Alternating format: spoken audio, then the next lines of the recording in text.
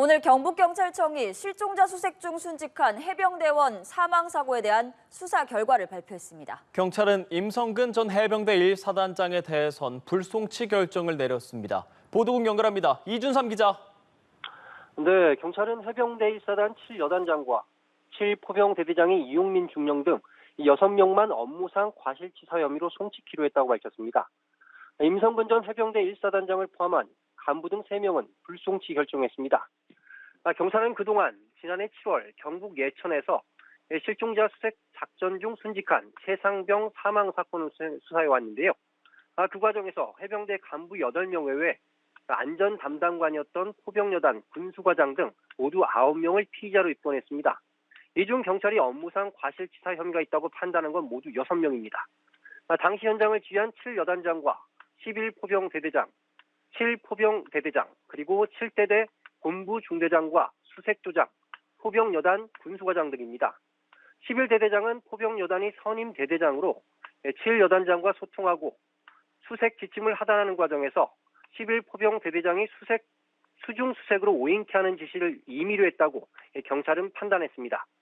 이중령을 비롯한 7포병대대 간부들과 포병여단 군수과장 등 4명에 대해선 선임 11대대장이 지시한 수색 지침이 위험하다는 것을 알고서도 상부에 확인해 지침을 철회하거나 변경하지 않아 위험을 초래한 책임이 있다고 밝혔습니다.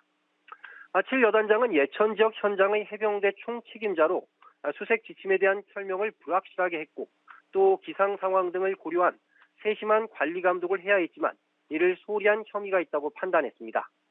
반면 임 전 사단장의 직권남용 그리고 업무상 과실치사 등 혐의에 대해선 명확한 인과관계가 확인되지 않았다고 밝혔습니다. 임 전 사단장에 대해 제기된 혐의는 작전 통제권이 없는 상태에서 여러 차례 수색 관련 지시를 한 점, 또 안전조치 미행에 대한 책임 등이었습니다. 경찰은 최상병 사망 사고의 직접적인 원인이 11포병 대대장이 임의로 수색 지침을 변경했기 때문이라고 판단했습니다. 당시 수색 작전 과정의 일관된 지침은 수색대원의 안전과 또 수중 수색이 아닌 수변 수색이었는데 이를 임의로 해석해 지시를 내렸다는 판단입니다.